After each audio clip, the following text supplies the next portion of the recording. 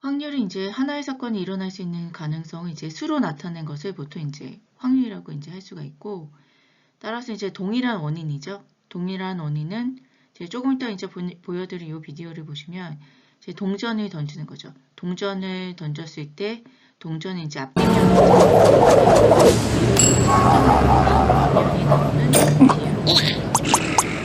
두개 중에 2분의 1 이런 거를 이제 우리가 보통 이제 수로 나타냈었다고 해서 이제 보통 확률이라고 보시면 되겠죠. 그래서 예제를 보시면 동전을 던지는 예제라고 보시면 되겠죠.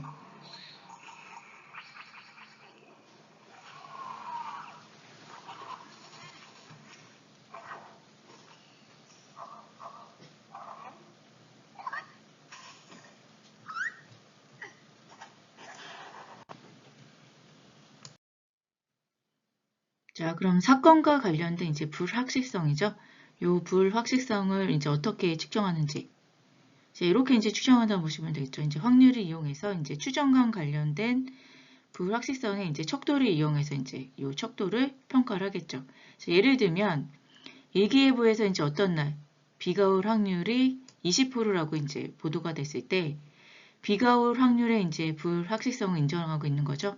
확률적으로 이제 얘기하고 있으니까. 그래서 불확실성을 인정하고 있고 기상캐스터는 이제 그것의 이제 발생 가능성을 20%로 이제 예측해서 어떤 날 비가 올 확률이 20%라고 이제 보도를 이제 한다고 보시면 되겠죠. 자, 그럼 이제 확률을 이제 예제로 들 때 이제 가장 많이 이제 요즘에 나타나는 예제가 보통 이제 그 로또겠죠. 그렇죠? 그래서 로또를 이제 계산하는 이제 확률적 계산을 통해서 제 로또를 이제 계산을 이제 해볼 수가 있겠죠. 그래서 로또 1등에 이제 당첨된 이제 확률을 얘를 그 보통 이제 그 계산을 보통 이제 해줄 수가 있겠죠. 그래서 로또 같은 경우는 이제 45개죠. 고를 수 있는 숫자가 45개고 요거 중에서 중복되는 거 없이 중복 없이 6개.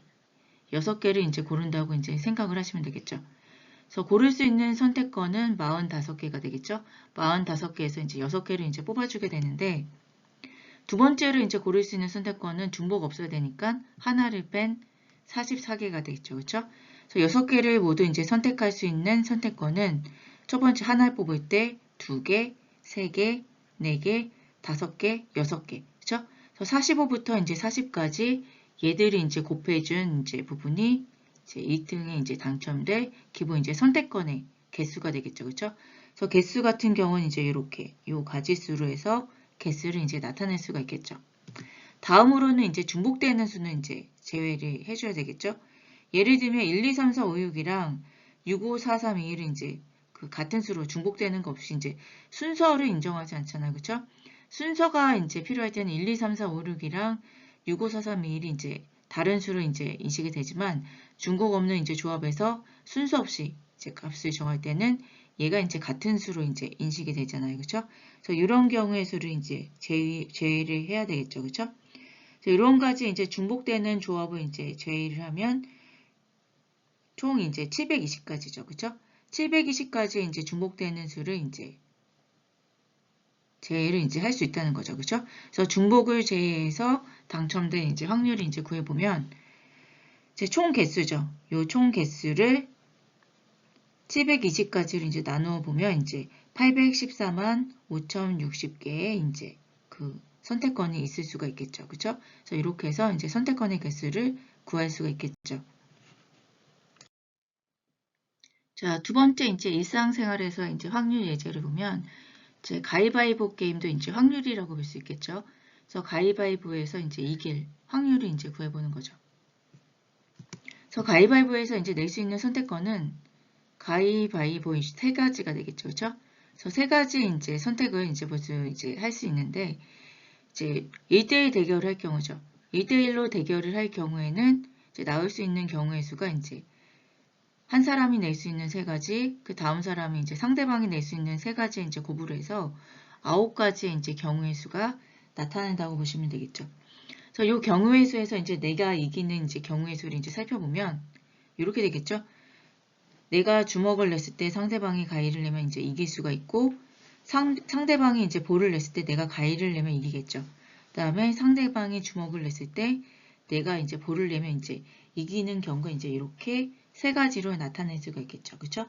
예를 가지고 1대1로 이제 가위바위보를 이제 했을 경우에 내가 이길 확률을 구하면 9개의 경우의 수에서 세 가지의 경우의 수가 되겠죠. 그쵸? 그래서 얘는 3분의 1이 되겠죠. 그쵸? 그래서 이렇게 해서 이제 확률을 이제 구할 수가 있고, 그래서 가위바위보 같은 경우는 이제 대결하는 사람이 많을수록 이제 모든 경우의 수는 3의 이제 제곱수로 많아진다고 보시면 되겠죠. 그래서 2명일 때는 3의 제곱해서 9가지 경우의 수, 3명이 가위바위보를 할 경우에는 3의 세제곱해서 27개의 이제 경우의 수가 나타날 수 있다고 보시면 되겠죠. 2장에서 배운 이제 목차는 이제 다음과 같이 이렇게 5가지로 해서 저희가 2장에서 이제 나간다고 보시면 되겠죠. 그래서 주로 배울 이제 학습 목표를 이제 살펴보면 표본 공간과 이제 사건의 개념을 이제 이해를 하죠. 그래서 표본 공간이 뭔지 사건이 뭔지 얘 이제 정의를 이해해 보는 게 이제 첫 번째 부분이라고 볼 수 있고, 두 번째는 이제 확률의 이제 개념이랑 이제 성질을 이해하는 부분이고, 세 번째는 이제 조건 확률이죠. 그래서 조건이 주어진 그 조건에 따라서 이 확률의 의미를 이해하고 얘를 이제 활용해 보는 게 이제 세 번째. 마지막은 이제 사건의 독립성은 이제 독립이죠. 독립과 종속이 어떻게 다르게 이제 나타날 수 있는지를 살펴보고, 그 오류를 이제 어떤 곳에서 이제 오류가 나는지를 이제 그 검토해 볼 수 있는 그 베이지 정리를 이용해서 활용하는 부분이 이제 마지막 부분이라고 이제 보시면 되겠죠. 그래서 확률 개념 같은 경우는 이제 저희가 이제 확률과 통계 같은 경우가 이제 그 고등학교에 이제 배웠던 이제 친구들도 있잖아요. 그래서 앞에서 뭐 줄기 그림이나 이제 상자 그림 같은 이제 그런 표현을 이제 안 해봤어도 대표값이나 이제 뭐 분산 표준 편차를 이제 구하는 방법을 이제 많이 했던 이제 학생들도 있는 것 같아요.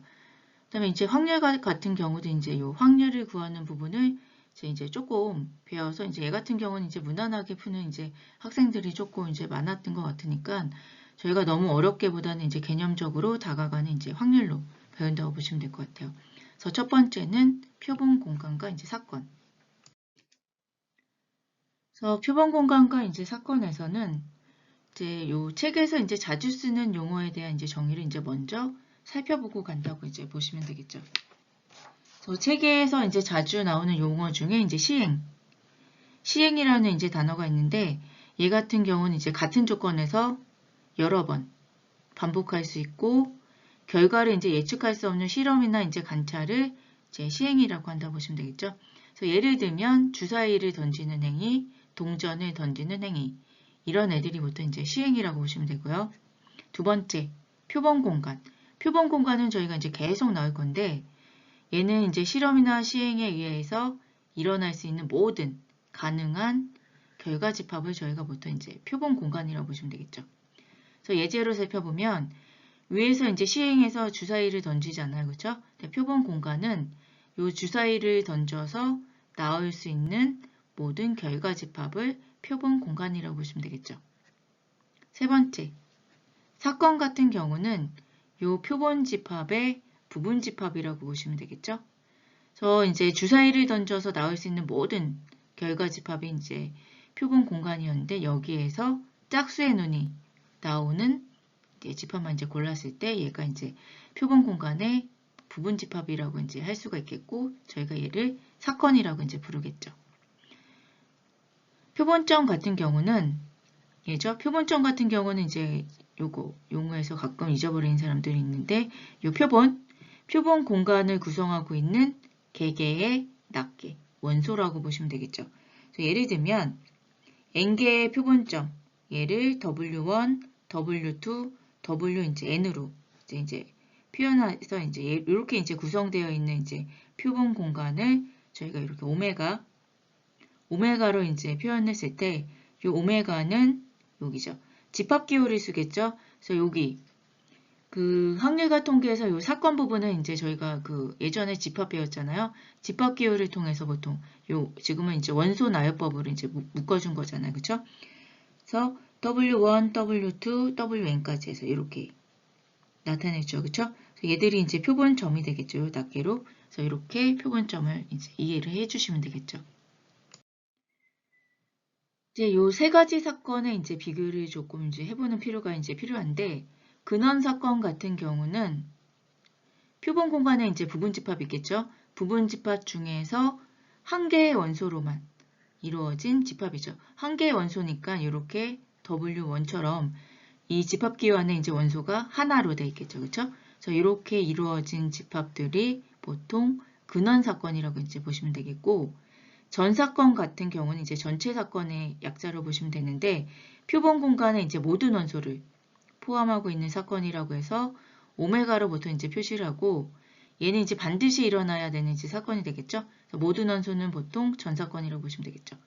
그 다음으로 이제 공사건은 비일공이죠. 얘는 표본점 앞에 있는 그 각각의 원소를 나타내는 표본점을 하나도 포함하지 않는 사건. 저희가 얘를 공집합 이제 파이로라도 이제 나타나죠. 얘는 이제 사건이 없기 때문에 절대로 일어나지 않는 사건이 보통 공사건이 될 수 있겠죠. 그렇죠? 그래서 근원사건, 전사건, 공사건 요 세 개를 조금 이제 그 정의적으로 이제 구분을 해 주실 수 있어야 되겠죠.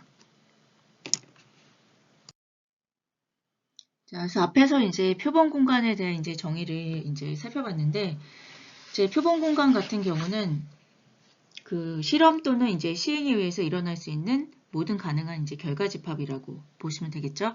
그래서 이 표본 공간도 저희가 그 앞에서 계속 이산자료, 연속자로 이제 구분을 이제 했었잖아요. 그렇죠?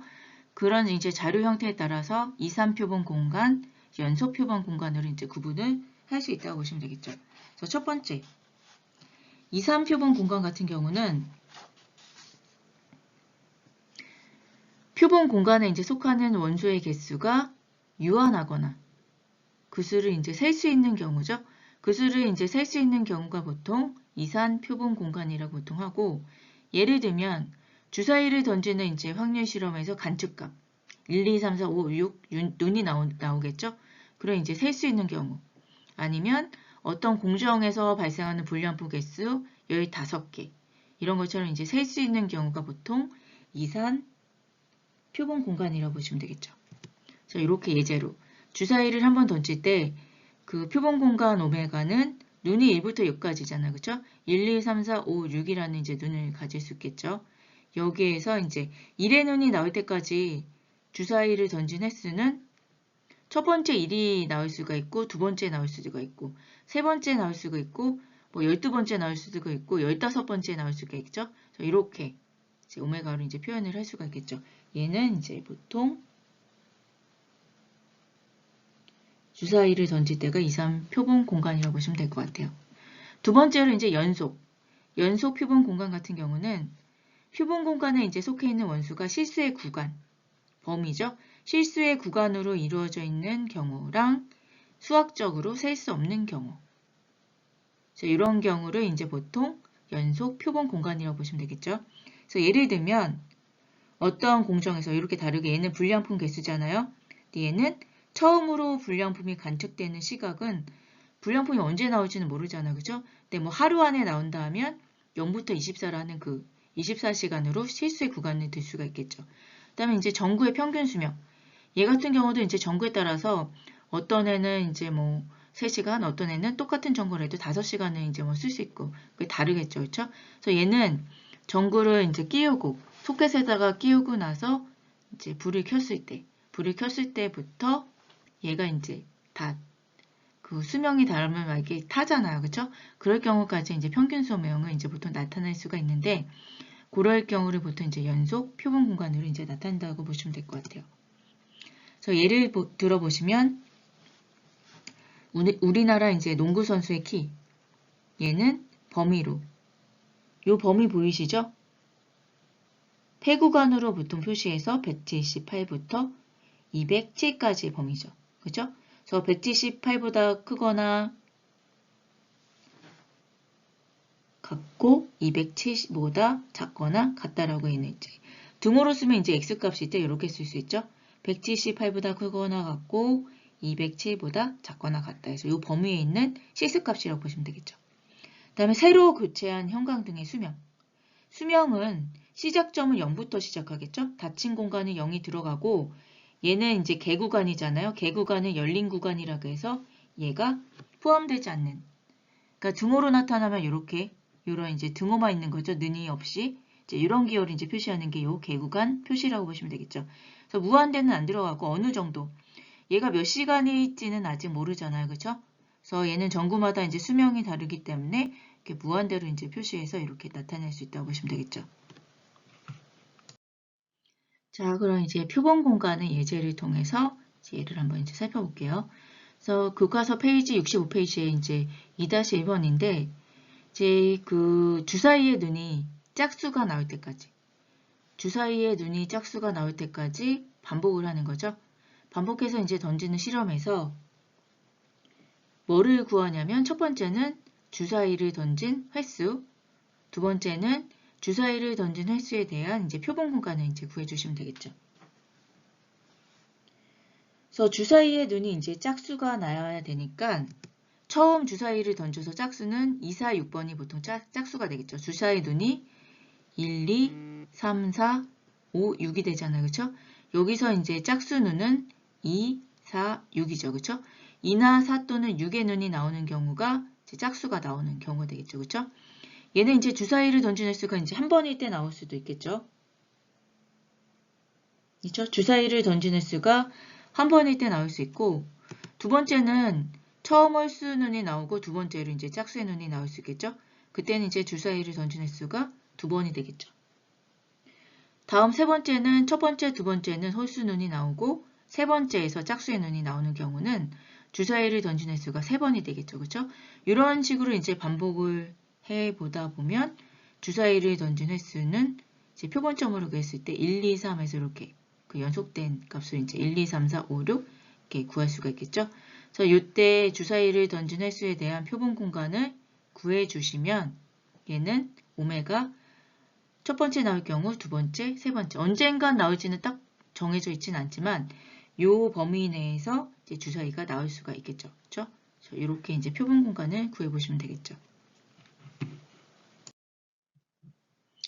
자, 예제 2.2 같은 경우는 똑같이 얘도 이제 표본 공간 구하고 사건 A를 이제 구한 건데 이제 자세히 살펴보면 어떤 표본 공간이냐면 한 개의 동전 한 개를 반복해서 몇 번? 두 번 던지는 이제 실험에 대한 이제 표본 공간을 이제 첫 번째로 구해주고 이제 서로 다른 면이 나오는 사건. 동전이 서로 다른 면이 앞면이나 뒷면이겠죠. 그 나오는 사건 A를 이제 구해보라는 이제 예제가 되겠죠. 그래서 한 개의 동전을 반복해서 두 번 던질 때 한 개의 동전은 이렇게 앞면, 뒷면 두 가지 경우가 나오죠. 그죠? 두 가지 경우가 나오는데 얘를 두 번 던지면 나오는 경우의 수는 2의 제곱이 되겠죠. 그래서 네 가지의 이제 경우의 수가 나타날 수 있겠죠. 그래서 한 개의 동전을 반복해서 두 번 던질 때 나올 수 있는 경우의 수를 이제 살펴보면 앞면, 앞면, 앞면, 뒷면, 뒷면, 앞면, 뒷면, 뒷면 이 네 가지의 이제 경우의 수를 이제 나타낼 수가 있겠죠. 그래서 얘는 이제 이렇게 이제 앞면, 앞면 이렇게 쓸 수도 있지만 이제 책에서는 그림인 경우를 보통 앞면이라고 해서 헤드 H로 나타내고 뒷면인 경우는 이제 숫자 써 있는 경우죠. 100원이면 100. 뒷면은 이제 테일이라고 해서 이제 T로 이렇게 나타나죠. 그래서 HH, HT, TH, TT. 보통 이렇게 약속으로 해서 앞면, 뒷면을 보통 이렇게 나타낸다고 보시면 될 것 같아요. 그래서 표본 공간 오메가는 얘들이 되겠죠. 이 경우의 수가 나타내는. 근데 표본 공간을 그릴 때 주의할 점이 오메가는 얘를 빼먹는 사람들이 되게 많아요. 4개는 잘 쓰는데 요 이제 집합 형식으로 나타나는데 가로를 묶어서 나열해 주시고 그 다음에 얘를 요 중가로 형태로 해서 닫아서 이제 집합 형태로 이제 표현해 줘야 되는데 시험 볼 때 이제 얘를 이제 빼먹는 사람들이 이제 되게 많기 때문에 요 기호를 꼭 써주셔야 되겠죠. 그다음 두 번째 사건 A를 구하는데 서로 다른 면이 나오는 사건을 여기서 찾아보시면 앞면, 뒷면, 뒷면, 앞면 두 가지 경우가 되겠죠. 그렇죠? 그래서 서로 다른 면이 나오는 사건 A는 HT, 앞면, 뒷면, 뒷면, 앞면. 그래서 이 두 가지 경우로 해서 이 기호, 묶어주는 기호를 다시 한번 살펴보시면 되겠죠. 자, 그러면 다음 예제를 이제 계속해서 이제 풀어볼게요. 그 페이지 66페이지 예제 2-3을 보시면 근데 보통 이제 그 책을 읽는 사람들은 이제 책을 보셔도 되고 제가 웬만하면 이제 그 필요한 그 문제 같은 경우는 제가 요 그 자료를 만들면서 보통 파워포인트에 이제 쳐서 제가 이제 만들어서 이제 올리거든요. 그래서 뭐 그렇게 책이 아주 필요할 정도는 아니지만 그래도 부수적으로 조금 제가 그 중간중간 빠지는 문제도 있으니까 이제 필요해서 보시는 분들은 책을 이제 보시면 될 것 같아요. 그래서 예제를 보시면 이제 어느 공장에서 이제 생산된 전구의 수명이죠. 전구의 수명을 이제 측정하는 거죠. 측정을 이제 하는데 뭐를 구하냐면 전구의 수명에 대한 표본 공간.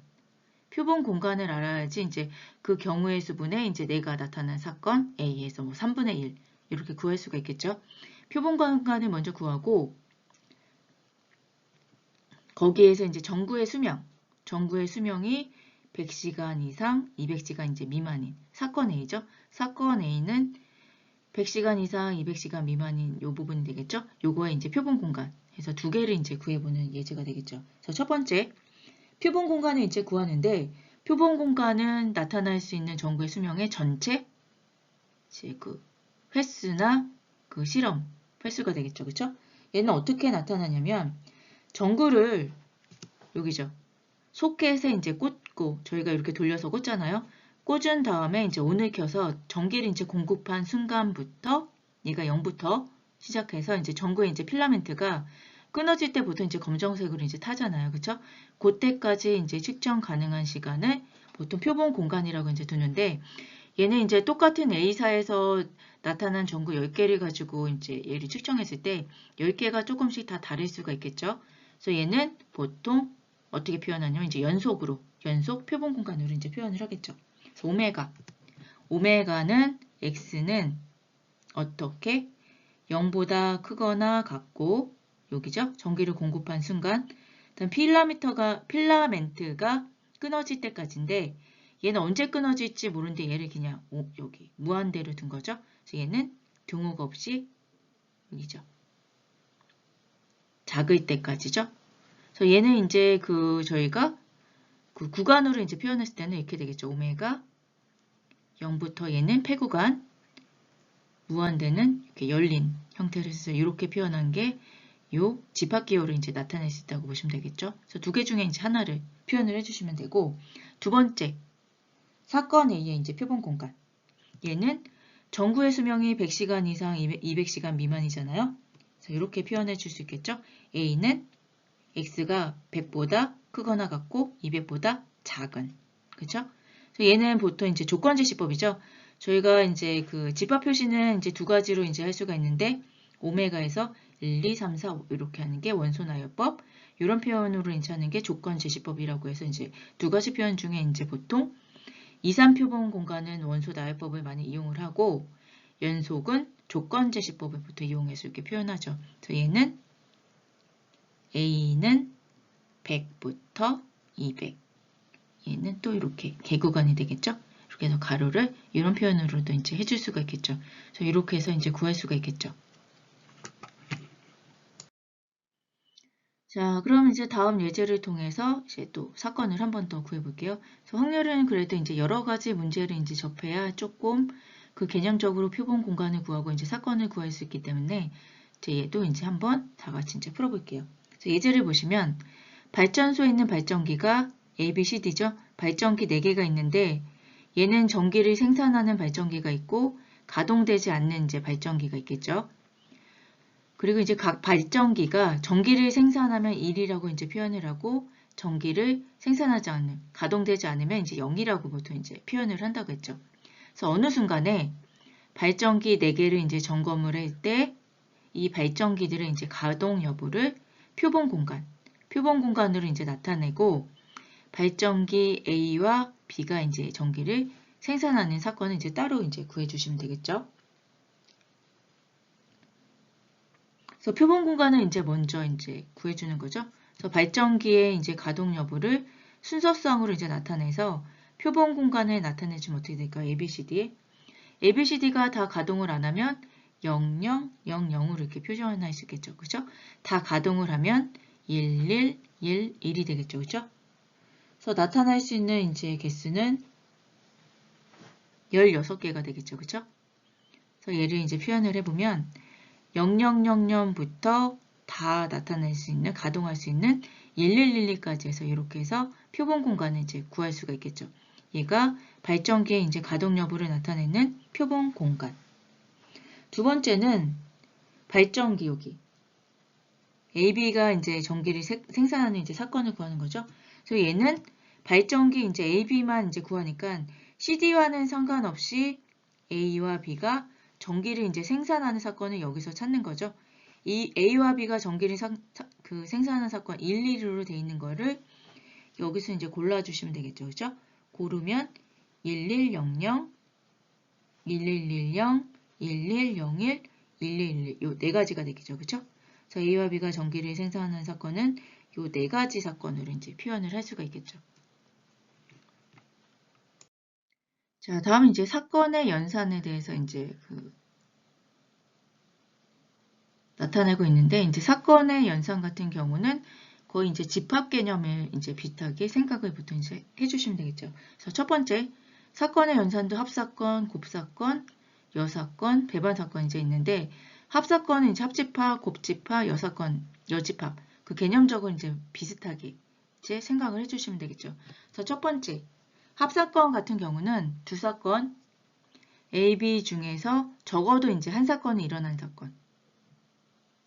얘를 보통 이제 A와 B의 합사건이라고 하고, 얘는 이제 A 합집합 B 형태로 해서 이렇게 이제 요 기호를 이제 쓴다고 보시면 되고, 요 원소 W는 A 또는 이제 B에 들어가는 집합이라고 이제 보시면 되겠죠.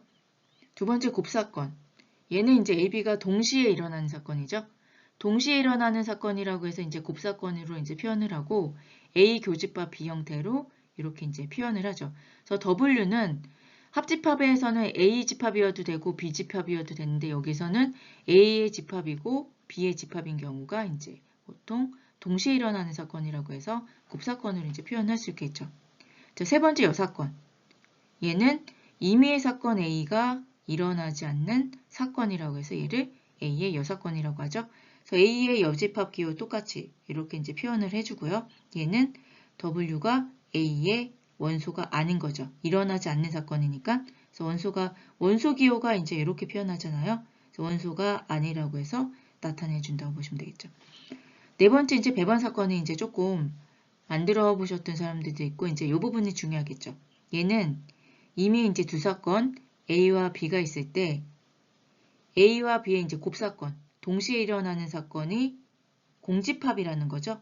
A 교집합 B 요거 곱사건이 이제 공사건 공집합 개념으로 아무것도 없을 때 얘는 이제 다시 말하면 두 사건 A와 B가 동시에 일어나지 않을 때죠. 동시에 일어나지 않는 이제 이런 경우 A 교집합 B. 여기 곱사건이 공사건의 경우에는 얘를 보통 배반 사건이라고 이제 부른다고 보시면 되겠죠. 그래서 각각을 이제 집합 개념에서 이제 그림으로 이제 하나씩 이제 살펴보면 이제 합사건은 사건 A 또는 B 안에 포함되는 실험 결과죠. 그래서 이렇게 A 합집합 B 형태로 이제 나타낼 수가 있고 W는 A 또는 이제 B의 원소가 되겠죠. 그래서 이제 벤 다이어그램 형태로 이제 그렸을 때 이 합사건은 이렇게 요 형태로 해서 이제 하늘색으로 칠해진 이 공간이 되겠죠. 그래서 이제 벤 다이어그램 의미적으로 이제 살펴보시면 될 것 같아요. 두 번째 곱사건. 곱사건 같은 경우는 A와 B 안에 모두 얘죠. 모두 포함된 이제 실험 결과로 구성된 사건이죠. 그래서 그 원소가 A와 B에 다 있어야 되는 거죠. 그렇죠? 그래서 W는 A의 원소도 되고 B의 원소도 돼야 되는 AND죠. 그래서 이렇게 A 교집합 B의 형태로 이제 나타낼 수 있고요. 그래서 곱사건의 벤 다이어그램을 보면 이 부분이죠. 두 개.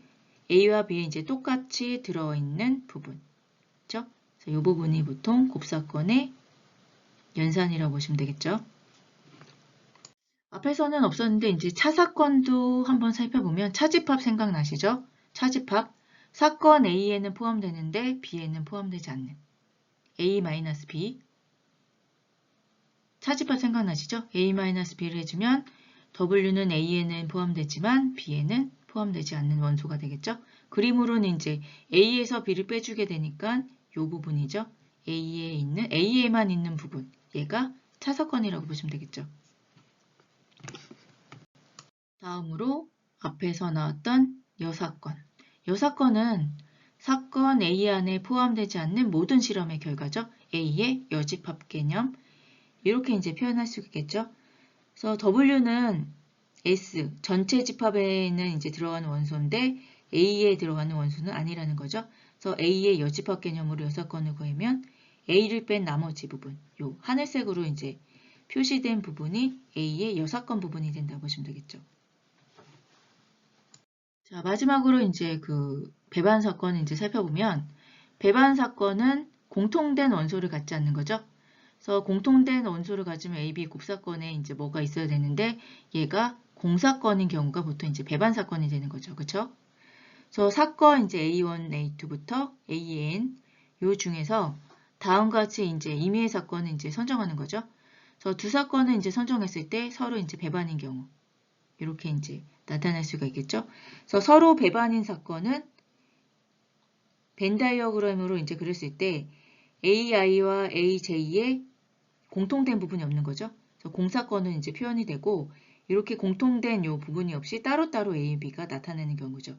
얘를 보통 이제 배반 사건이라고 보시면 되고 배반 사건은 이렇게 이제 네 가지 형태로 이제 돼 있는 경우를 저희가 쌍마다 배반 사건이라고 보통 이제 부른다고 보시면 되겠죠. 자, 앞에서 이제 사건의 이제 종류에 대해서 이제 살펴봤는데 사건의 연산이죠. 그래서 사건의 연산 이제 여러 가지 이제 그 집합 개념으로 해서 연산들이 있는데 그 사건의 이제 사건도 이제 연산할 수 있겠죠.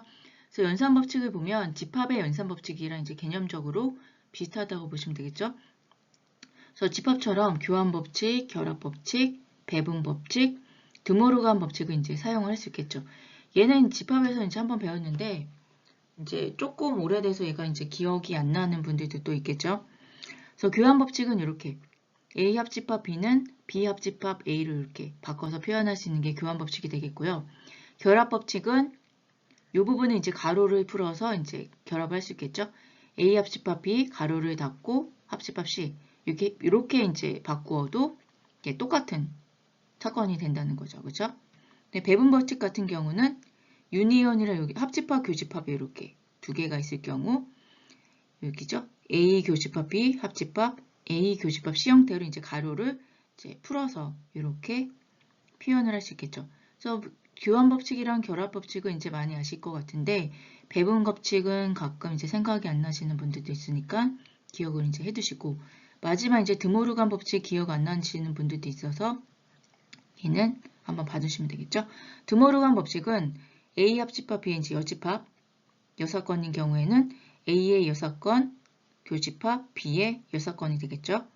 A 곱사건 B의 6건은 A의 6건 합사건 B의 6건으로 해서 이렇게 이제 표현할 수 있는데 이 네 가지는 저희가 이제 집합에서 사용했던 그 연산 법칙이랑 이제 같기 때문에 그 개념을 이제 그대로부터 이제 사용을 해주시면 되겠죠.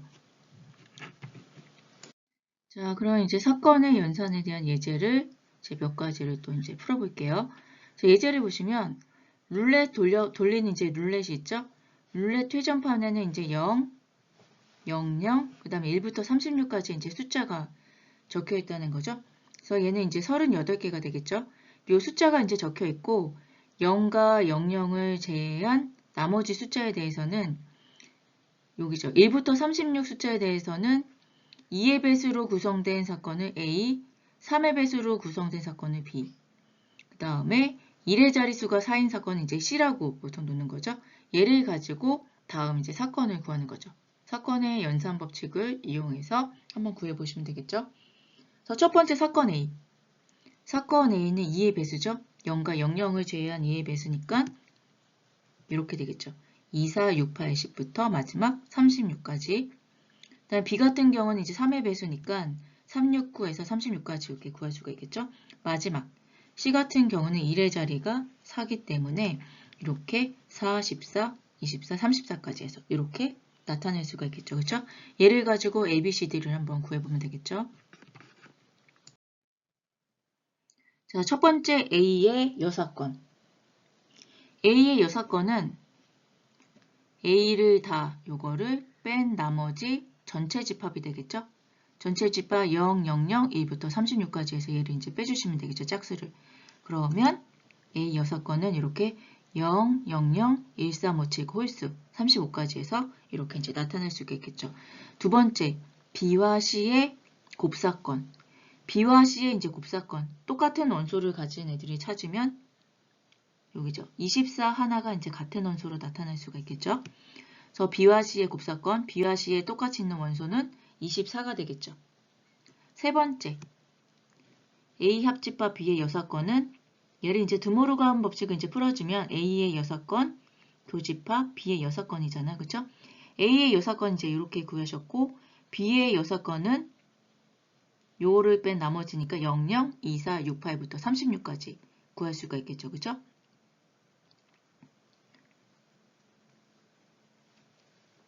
그래서 얘를 이제 구하게 되면 3의 배수가 아닌 숫자를 보통 이제 구해줄 수 있다고 보시면 되겠죠. 그래서 얘를 이제 구해서 찾으면 0, 0, 0, 2, 5, 7, 11, 13 해서 요까지. 요 부분이 보통 요 사건이라고 보시면 될 것 같아요. 마지막 A 합사건 B 곱사건 C인 경우. 얘는 이제 결합법칙을 통해서 이제 뭐 이렇게 바꿀 수가 있겠죠. A 곱사건 C 합사건 B 곱사건 C 형태로 이제 나타낼 수가 있겠죠. 그렇죠? A 곱사건 C 같은 경우는 C가 되겠죠.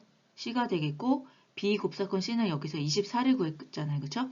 얘들의 이제 합사건을 구하면 C에다가 여기 24 곱사건이 되겠죠. 자, 이렇게 이제 구하다 보면 그 사건 C가 되겠죠. 그렇죠? 자, 이렇게 해서 각각 그 사건에 대한 이제 연산을 이제 할 수가 있겠죠. 자, 다음에 이제 70페이지에 예제 2-5. 얘를 이제 풀어보는데, 얘 잠깐 이제 화면을 멈추고, 이렇게 한번 풀어보시는 게 좋겠죠? 얘는 이제 한 개의 주사위를 던지는 시행이잖아요. 한 개의 주사위를 던지는 시행에서 짝수 눈이 나오는 사건은 A, 홀수의 눈이 나오는 사건은 이제 B죠. 다음에 3 이상의 수가 나오는 사건은 이제 C라고 했을 때 A부터 G까지를 한번 풀어보는 거죠. 얘는 이제 살짝 멈추고 이 부분을 이제 풀어보시면 이제 좋겠죠. 오메가는 한 개의 주사위를 던졌을 때는 눈이 각각 1, 2, 3, 4, 5, 6이 나오게 되죠. 그렇죠? 그래서 1, 2, 3, 4, 5, 6이라는 이제 눈이 나오게 되고 B, 근원사건, 전사건, 공사건을 이제 구해야 되죠. 근원사건 같은 경우는 이제 하나의 결과로 이루어진 사건이죠. 그래서 기호로 표시하면 이렇게 각각 이 사건을 기호로 하나씩 묶어서 나타나는 게 이제 하나의 결과, 근원 사건이 되겠죠. 전 사건은 전체 오메가 1, 2, 3, 4, 5, 6의 이 사건이 되고, 이 전 사건이랑 근원 사건을 이제 표현하는 방법을 구분을 이제 해주셔야 되겠죠. 공사건은 파이로 나타내 주시면 되고. ABC 사건을 이제 한번 살펴보면 A는 짝수니까 2, 4, 6, B는 홀수의 유둔 1, 4, 5가 되겠고, C는 3 이상의 수가 되니까 3, 4, 5, 6이라는 요 원소를 갖는 사건이 되겠죠. 그래서 세 번째는 뭘 구하냐면 여기죠. A 합사건 B, B 곱사건 C. A는 사건 이렇게, B는 이렇게죠. 합사건으로 구하게 되면 1, 2, 3, 4, 5, 6으로 나타낼 수 있고, 곱사건은 똑같은 원소를 갖는 애들이죠. 3이랑 5 이렇게 해서 이제 표현할 수 있겠죠. D는 A의 여사건. A의 여사건은 1, 3, 5의 여사건은 2, 4, 6이 되겠죠. 그래서 이제 A가 짝수의 눈이니까 2, 4, 6이잖아요. 그죠? 걔의 여사건은 1, 3, 5가 돼서 이제 홀수의 집합이 이제 B가 되겠죠. 그 다음에 2번. 배반 사건인지 아닌지를 판별하려면 A와 B의 곱사건이 이제 0이 돼야 되잖아요. 그죠? 그래서 A는 짝수의 집합인 2, 4, 6이고 B는 홀수의 집합인 이제 1, 3, 5가 되잖아요. 그죠? 얘들의 이제 곱사건을 구하게 되면 이제 여기 공사건이 되기 때문에 얘는 배반 사건이 되겠죠. 그죠? A는 이렇게 나타나고 B는 이렇게 서로 떨어져서 나타낼 수가 있겠죠. 벤 다이어그램으로 그리면. F번 같은 경우는 이제 결합법칙이죠. 결합법칙이 성립하는지를 각각 원소에 따라서 이제 배분법칙이 성립하는지를 보는 거죠. 그렇죠? 이렇게 A 곱사건, B 합사건 C는 A 곱사건 B, A 곱사건 C의 합사건으로 이렇게 나타날 수 있겠죠. 그래서 각각을 구해보면 이렇게 나타날 수 있겠죠. 그래서 이렇게 이제 구해보시면 배분법칙이 이제 성립함을 알 수 있겠죠. 그다음 G는 드모르간 법칙이 이제 성립하는지를 보는 거겠죠. A 곱사건 B의 여사건은 A 여사건 합집합 B 여사건 이렇게 되겠죠. 그죠? 그래서 얘 같은 경우는 아까 A 곱집합 요거 곱사건이 보통 이제 파이였잖아요. 그죠? 공집합이었기 때문에 얘는 A 여기 곱사건 B의 여집합은 공집합의 여집합이니까 전체 집합 오메가가 되겠죠? 자, 이렇게 되고 A의 여사건은 1, 3, 5, B의 여사건은 2, 4, 6이 되기 때문에 A의 여사건, B의 여사건의 합사건을 구하면 이제 전체 집합인 1, 2, 3, 4, 5, 6이 되죠. 그렇죠? 그래서 두 개의 집합이 이제 같잖아요. 그래서 드모르간 법칙이 성립하면 이제 알 수 있겠죠. 그렇죠? 그래서 이렇게 해서 F랑 집어는 증명하는 이제 방법을 이제 써주시면 되겠죠. 자, 앞에서는 이제 저희가 이제 확률을 나가기 전에 그 표본 공간이랑 이제 사건의 개념이 이제 확률에서 이제 되게 중요하죠. 그래서 그 개념에 대해서 이제 이해를 하고 어떤 부분을 이제 이용하는지에 나타내는 게 이제 그 1장에 있었던 그 사건 부분이라 보시면 되고 2장 같은 이 단어는 이제 보통 이제 확률에 대해서 이제 나온다고 이제 보시면 되겠죠. 그래서 확률은 아까도 이제 얘기했듯이 어떤 사건이 일어날 이제 가능성을 보통 저희가 이제 확률이라고 보통 하는데 예를 들면 이제 동전 던지기, 그다음에 주사위 던지기. 이 부분에서 이제 특정 눈금이나 특정 면이 나오는 이제 보통 확률을 보통 저희가 그 면이 나타나는 이제 확률이라고 보통 이제 볼 수 있겠죠. 그렇죠?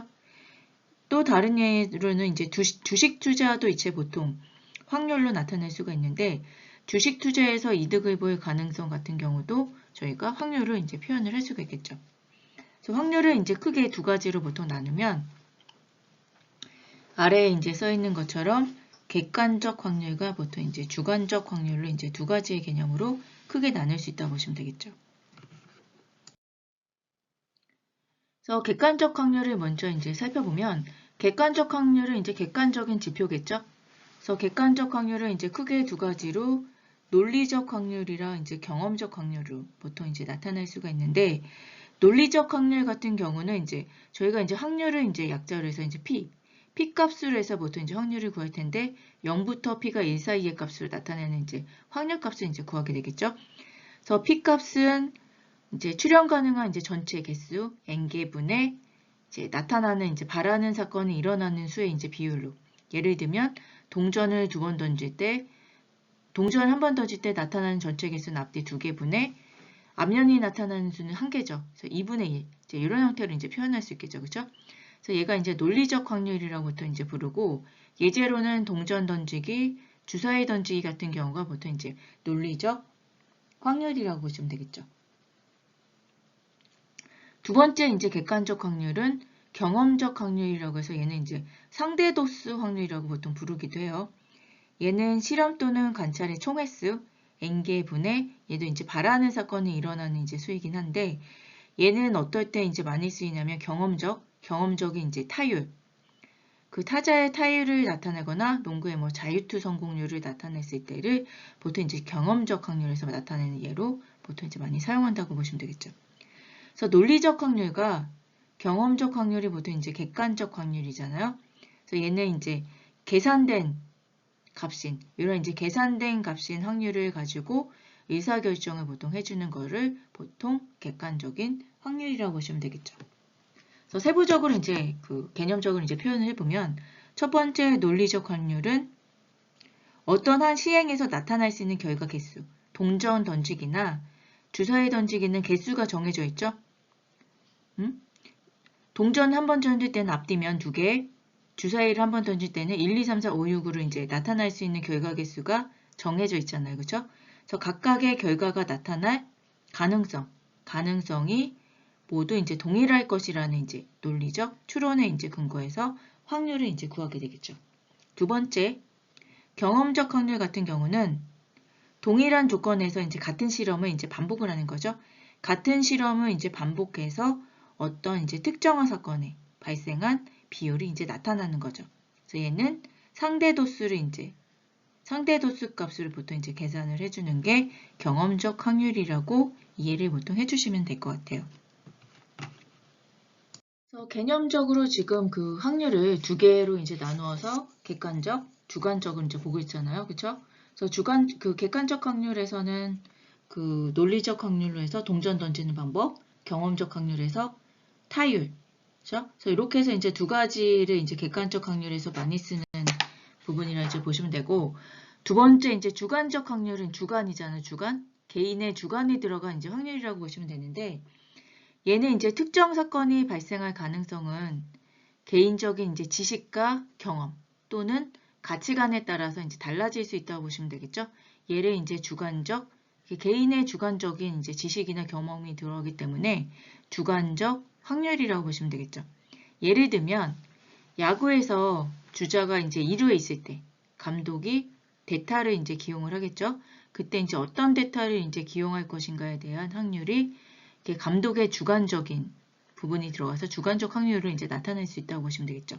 그래서 얘는 상황에 따라서 이제 어떤 투수로 교체할 것인가에 대한 이제 경험적 확률로만 이제 보기는 어렵고 여기에 이제 개인적인 지식이나 경험 이런 부분이 들어간 주관적 확률을 통해서 확률을 이제 구할 수 있다고 보시면 되겠죠. 이런 경우가 보통 주관적 확률로 이제 구분해서 이해를 이제 해주시면 될 것 같아요. 자, 다음 이제 수학적 확률이라고 이제 부르는 이제 라플락스의 이제 확률을 보시면 저희가 이제 라플락스의 이제 확률을 이제 수학적 확률이라고 하는데 저희가 이제 책에서 이제 확률적 계산을 쓸 때 이제 경우의 수를 이용해서 이제 계산하는 이 확률은 다 이 라플락스의 확률이라고 해서 이제 수학적 확률을 이용하는 거라고 보시면 되겠죠. 그래서 일어날 수 있는 이제 모든 경우의 수 여기에서 사건 A가 일어나는 경우의 수의 이제 비율로 나타나는 거를 보통 이제 수학적 확률이라고 보시면 되겠죠. 그래서 이 확률은 라플락스 확률은 이제 PA, 확률 P 약자로 해서 사건 A가 일어나는 경우는 PA로 나타나겠죠. 그래서 일어날 수 있는 모든 경우의 수는 NS, N개, 사건 A가 일어날 수 있는 경우의 수도 NA개가 되겠죠. 개수, N은 개수잖아요. 그래서 예를 들면 그 주사위 한 개를 던졌을 때 그 눈이 나타나는 수는 1, 2, 3, 4, 5, 6이 되니까 전체 S는 6개가 되겠죠. 그 다음에 짝수가 일어나는 경우의 수는 2, 4, 6이니까 그 개수는 n이 3이 되겠죠. 그렇죠? 6분의 3의 이제 비율로 나타날 수 있겠죠. 그렇죠? 얘가 보통 이제 수학적 확률이라고 보시면 되겠죠. 그래서 얘가 이제 보통 저희가 이제 책에서 구하는 일반적인 확률이라고 보시면 되겠고, 이 확률의 기본 성질을 이용해서 저희가 그 확률값을 구할 때 이제 중요하기 때문에 요 기본 성질을 알아두셔야 되겠죠.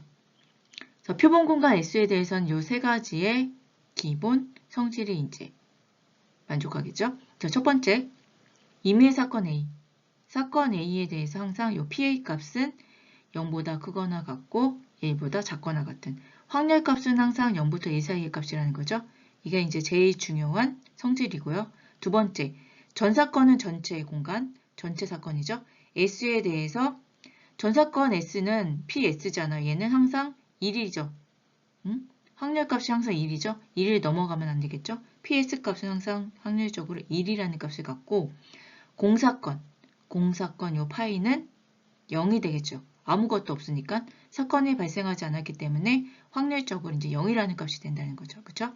요 기본 성질을 이해를 이제 해주시면 되겠죠.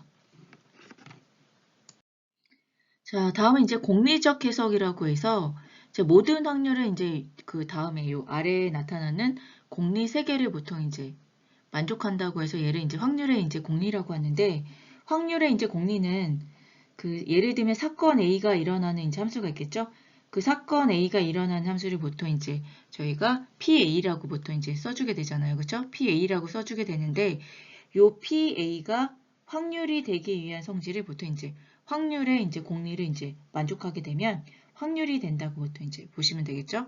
그래서 공리적 해석을 이제 간단하게 이제 살펴보면 공리 1 같은 경우는 앞에서처럼 반드시 일어나는 사건의 확률은 이제 1이 되겠죠. 공리 2는 모든 확률은 0과 이제 P, 요 PA라고 했을 때 P 값은 0부터 1 사이의 값을 갖는다는 거죠. 공리 3, 서로 독립적인 사건 A와 사건 B에 대해서 두 사건이 나타날 이제 확률은 각 사건이 나타나는 확률의 합과 같다는 거죠. 예를 들면 독립적이기 때문에 예를 들면 PA 합집합 B는 계산을 해주게 되면 PA 플러스 PB 여기에서 뭘 빼줄까요? PA 곱사건 B를 빼주게 되잖아요. 그렇죠? 근데 얘 곱사건이 지금 공사건이라는 거죠. 서로 독립적으로 이렇게 A와 B가 독립적이라는 거죠.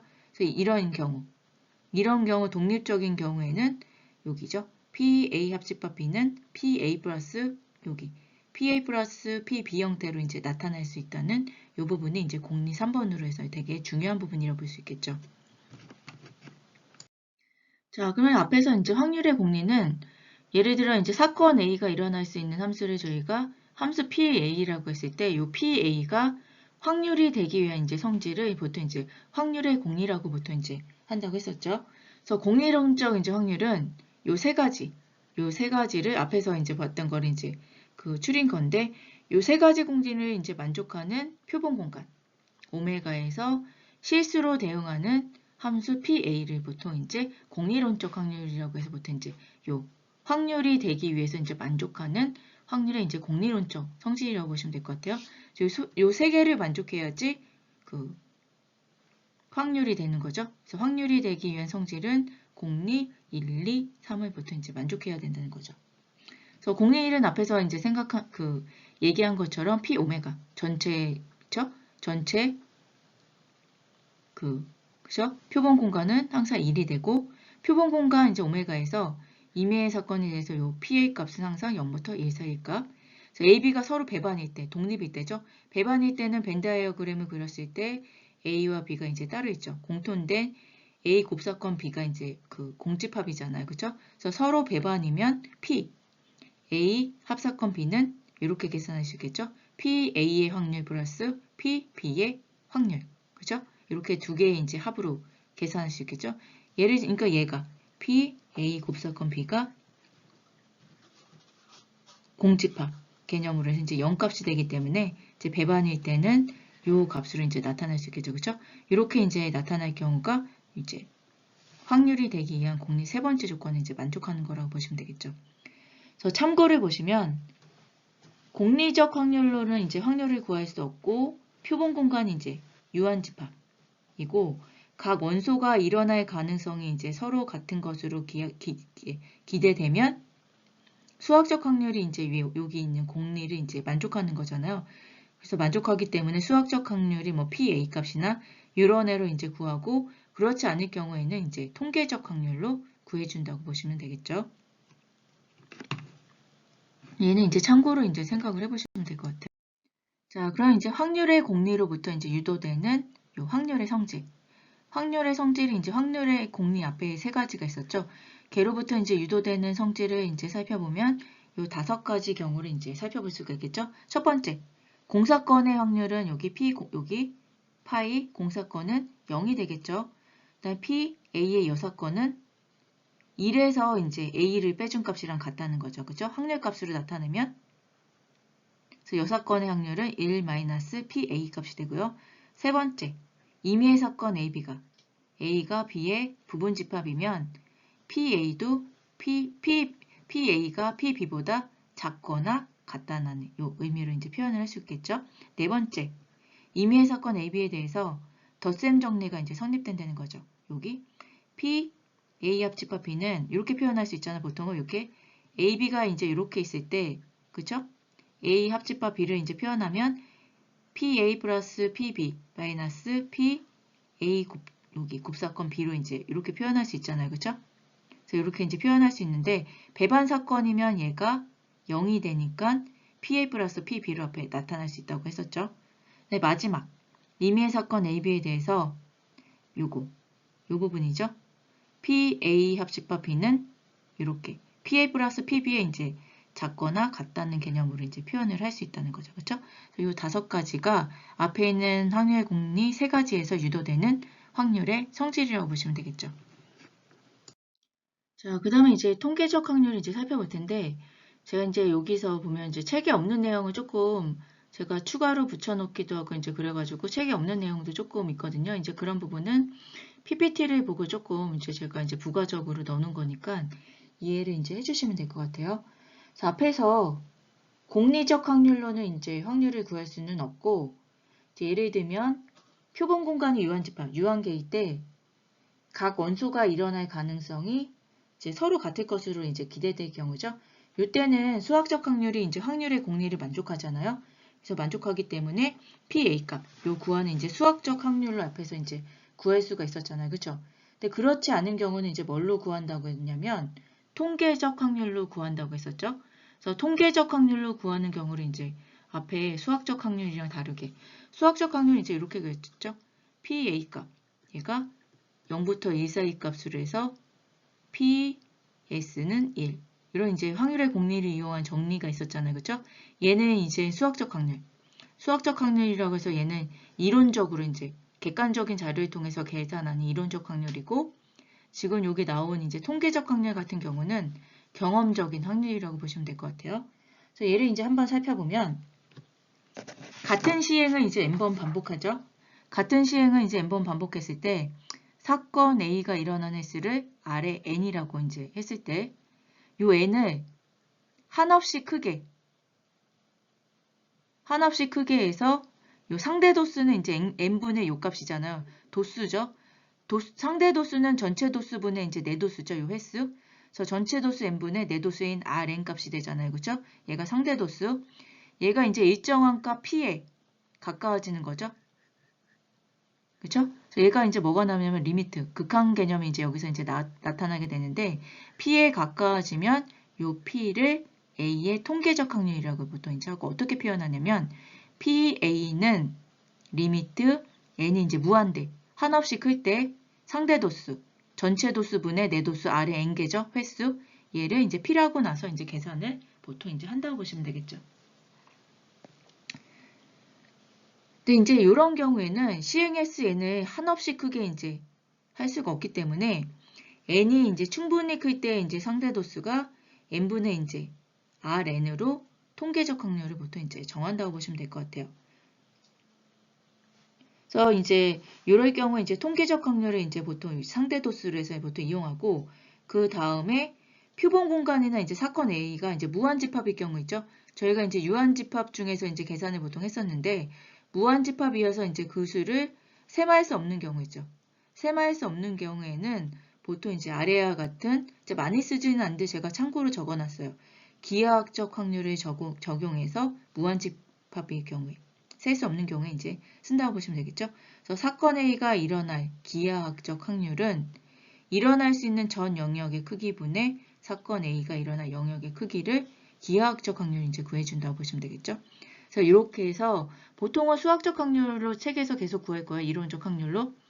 그런데 이제 통계적 확률이 이제 이렇게 다르다는 거를 이제 일어난 횟수를 한없이 이제 n개를 한없이 크게 했을 때죠.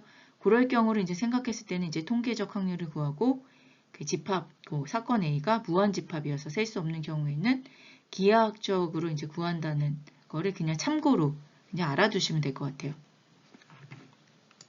자, 그럼 얘는 이제 기하학적 확률을 이제 참고로 어떻게 구하는지 예로 해서 이제 넣어놨는데 기하학적 확률 같은 경우는 이제 그 무한집합, 사건 A가 무한집합이라 이제 셀 수 없는 경우 일어날 수 있는 이제 전체 영역에서 어떤 A의 영역이 일어날 수 있는 확률을 보통 구하겠죠.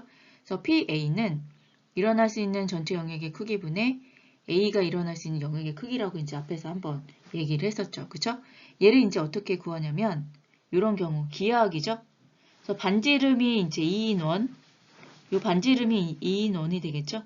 반지름이 2인 원에서 y는 이렇게 y는 x로 이제 잘린 영역의 요 넓이를 구하는데 이 넓이가 차지하는 확률이죠. 전체분의 얼마. 그래서 전체원의 넓이분의 반원의 넓이를 구하면 확률을 구할 수가 있겠죠. 그래서 전체원은 넓이가 이제 4파이가 되잖아요. 4파이가 되고 반원의 넓이는 2파이가 되기 때문에 이제 확률은 2분의 1로 이제 구할 수 있겠죠. 그렇죠? 그래서 이런 부분이 기하학적 확률이라고 보시면 될 것 같아요. 앞에서 이해한 그 확률의 공리를 이용한 그 수학적 확률이죠. 그래서 저희가 이제 풀 거는 이제 확률의 공리 세 가지를 이제 만족하는 이제 그 부분에 따라서 이제 수학적 확률 이제 보통 구하게 되잖아요. 그래서 예를 보면 이제 공리 요 세 가지는 이제 항상 중요하죠. 첫 번째는 전체 공간 오메가 p는 1, 표본 공간 오메가에서 임의 사건 A에 대해서 PA는 항상 0부터 2 사이의 값. 그 다음에 AB가 서로 배반이면 PA 합사건 B는 PA 플러스 PB. 요 세 가지를 기억을 해주셔야 되겠죠. 그래서 지금 이제 책에서 구하는 부분은 앞에서 이제 수학적 확률, 통계적 확률, 뭐 기하학적 확률 여러 개 있었잖아요. 저희는 보통 이제 수학적 확률, 라플락스 확률을 이용해서 보통 그 전체 그 P 전체에 나오는 경우의 수분에 이제 PA 값으로 해서 보통 구한다고 이제 보시면 될 것 같아요. 그래서 74페이지 예제 2-7을 보시면 이제 한 개의 동전을 이제 한 번 던지는 실험에 대해서 A, B를 이제 구해 보시는 거죠. 첫 번째, 앞면과 뒷면이 나올 가능성이 동일한 거죠. 앞면이랑 뒷면이 나올 가능성이 같다고 했을 때 앞면과 뒷면이 나올 확률을 구해 주시면 되겠죠. 그래서 앞면이 나오는 사건을 H라고 놓고 뒷면이 나오는 사건을 이제 T라고 놨을 때 확률이 이제 같다고 했었죠. 그래서 앞면이 나온 사건도 2분의 1, 뒷면이 나온 사건도 2분의 1로 해서 PH, PT로 이제 확률을 나타낼 수가 있겠죠. 그래서 사건의 확률은 항상 PH도 0부터 2 사이 안에 있어야 되고 PT도 0과 1 사이에 있어야 되겠죠. 그렇죠? 이 범위를 넘어가거나 이제 0보다 작으면 이제 이 확률로 표현을 할 수가 없겠죠. 그래서 H와 T, 앞면과 뒷면이 서로 배반이죠. 앞면과 뒷면은 서로 동시에 나타날 수 없잖아요. 그렇죠? 그래서 이제 서로 배반이라고 보통 할 수 있는데 P의 H 합집합 T 배반 사건이기 때문에 P 같이 나타나는 경우 앞면이랑 T가 같이 나타나는 경우가 이제 곱사건인데 얘는 공집합이 되잖아요. 그렇죠? 그렇기 때문에 이 합집합은 PH 플러스 PT가 되죠. 그렇죠? 그래서 얘를 이제 계산해 보면 2분의 1 플러스 2분의 1에서 1이라는 값으로 해서 전체 집합이 되겠죠. 그래서 얘는 요 세 가지 공리를 만족하는 그러니까 확률의 공리를 이제 모두 만족하는 사건이라고 이제 보시면 되겠죠. 그 다음에 B 같은 경우는 앞면이 나올 가능성이 뒷면이 나올 가능성이 2배. 앞면이 2배로 나오고 뒷면이 한 번이 나오는 거죠. 그래서 나오는 전체 경우의 수가 뭔만 되냐면 2 플러스 1이니까 전체가 3개 중에 되겠죠. 3개 중에 2배니까 앞면은 2번, 뒷면은 1번. 그래서 2개를 더했을 때 1이 되겠죠. 그래서 이렇게 해서 각각 사건이 나올 확률을 구해보시면 되겠죠. 자, 다음은 이제 얘를 이제 그 수학적 확률을 통해서 이제 확률을 이제 구하는 예제를 이제 한번 해볼게요.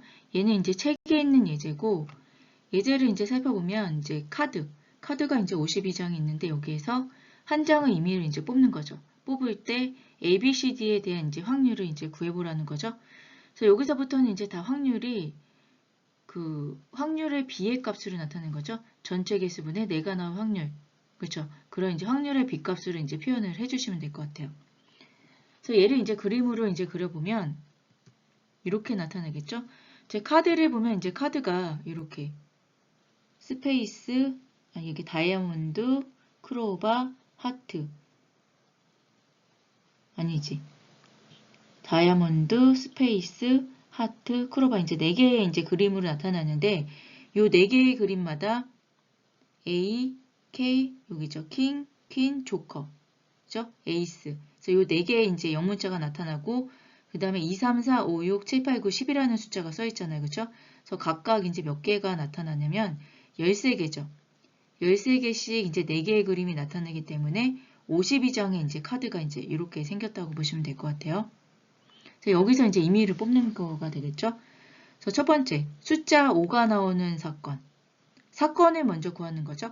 여기에서는 이제 사건을 먼저 구하라고 돼 있죠. 그렇죠? 사건을 구하고 이제 확률을 구하면 될 것 같아요. 숫자 5카드가 나올 사건은 먼저 A, B, C, D의 사건을 먼저 구해볼게요. A는 이렇게 5가 나올 확률, B는 다이아몬드 카드가 나올 확률이 이제 이렇게 제가 그림으로 표현한 부분이 되겠죠. 그다음에 C는 A, K, Q, J가 적힌 카드가 나올 확률이 이제 C 부분. 그다음에 다이아몬드 그림에서 A, K, Q, J가 나올 확률은 이제 요만큼 이렇게 되겠죠. 그래서 얘를 이제 정리를 이제 해보면 뒷부분에서 이제 정리를 한번 해볼게요. 정리를 해보면 이렇게 되겠죠. 각각 A, B, C, D마다 나타나는 이렇게 그림은 이제 앞에다 표현했어요. 앞에 이제 그림으로 나타나는 부분은 다이아몬드, 스페이스, 하트, 크로바 4개 이제 그림으로 해서 이제 각각 이제 숫자를 이제 표시했고 얘는 각각의 이제 그림마다 5라는 이제 숫자가 이렇게 나타나죠. 그래서 4개를 이제 구분해서 이제 표현을 했고 이제 A, B, C, D를 이제 구해보면 A는 이제 사건 숫자 A 카드가 나올 사건이죠. 사건의 이제 확률을 구하면 PA가 되겠죠. 전체 52개분의 A의 개수가 4개잖아요. 그래서 52개분의 이제 4개가 되기 때문에 얘는 13분의 1이라는 이제 확률이 되겠죠. 얘는 0부터 2 사이 값이 들어가는 P값이 되겠죠. 다음 B번. 다이아몬드 카드가 나올 사건 B의 확률은 전체 52개분의 얘는 13개가 되잖아요. 그렇죠? 그래서 4분의 1 확률이 되겠죠. C번 같은 경우는 숫자가 아닌 여기 A, K, Q, J 이 부분이 적힌 카드는 16개가 되겠죠. 그렇죠? 이렇게 그래서 52분의 이제 16개를 하게 되면 약분은 해줘도 되고 안 해줘도 되는데 보통 이제 약분을 해주시는 게 좋겠죠. 13분의 이제 4라는 확률이 되겠죠. 마지막 다이아몬드 그림이 이제 여기 부분 A, K, Q, J를 갖는 D 그렇죠? 다이아몬드에서 이제 4가지가 되겠죠. 그래서 52분의 이제 4를 구하게 되면 13분의 1이라는 값으로 해서 이제 각각 확률 값을 구할 수 있겠죠. 그래서 이렇게 확률 값을 이제 구해보시면 되겠죠. 자, 얘는 이제 예제 2-9번으로 이제 책에 있는 문제인데 얘는 잠깐 얘도 멈추고 한번 조금 이제 풀어보시면 좋겠죠. 그래서 문제를 보시면 2개의 주사위기가 2개잖아요. 2개의 이제 주사위를 던져서 눈의 수의 순서상 2개를 2번 던지니까 순서상으로 x1, x2 뭐 이렇게 나오겠죠. 그래서 눈의 수를 이제 순서상으로 이제 나타날 때 임의의 두 사건 A와 B가 이제 다음을 만족시킨다고 하는 거죠. 그래서 A 같은 경우는 x1이랑 x2를 이제 더했을 때 10이 되는 값, 눈을 더했을 때 10이 되는 값, 얘는 그 눈 중에서 첫 번째 나온 눈이 이제 두 번째 나온 눈보다 큰 경우, 요 경우에 따라서 이제 요 값을 구해보라는 거죠. 얘는 멈춰보시고 A, B, C, D를 한번 조금 풀어보시면 좋겠죠. 그래서 이 경우에 이제 전체 표본 공간 오메가를 구하면 어떻게 될까요? 얘는 주사위를 2번 던지니까 주사위를 한 번 던질 때 나온 눈이 6개에서 6가지 경우의 수가 나오는데 2번 던지니까 6의 제곱이라서 36가지의 이제 경우의 수가 나오겠죠? 그래서 얘 같은 경우는 표본 공간이 이렇게 1,1부터 2,1, 2,6, 3,1, 3,6, 4,1부터 4,6까지, 5,1부터 5,6까지, 마지막 6,1부터 6,6까지 해서 36가지의 이제 표본 공간이 나오겠죠? 그래서 첫 번째, PA 값. 첫 번째 나온 눈이랑 두 번째 눈을 더해서 10이 되는 애들은 여기서 찾아보면 이렇게 될 수 있겠죠? 4가 나오고 6이 나왔을 때, 5가 나오고 5가 나왔을 때 첫 번째 눈은 6, 두 번째 눈은 4가 나올 경우 요 세 가지가 되겠죠? 그래서 전체 36분의 세 가지가 되기 때문에 12분의 1이라는 이제 확률이 되겠고 B와 같은 경우는 이제 P, B 값을 구하라는 거죠. 첫 번째 눈이 두 번째보다 이제 큰 값을 구하면 이렇게 2가 나오고 1이 나오고 3이 나오고 1이 나오고 이 부분은 이제 다 계산해서 이제 적어 보시면 몇 가지가 나오냐면 15가지가 나오겠죠. 그렇죠? 그래서 36분의 15에서 약분해서 이제 12분의 5라는 값을 구할 수가 있겠죠. 10번 같은 경우는 이제 P, A 곱집합 B잖아요. 그렇죠?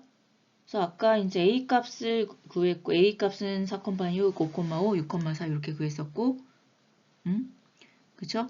A 값은 앞에서 4,6A 그쵸?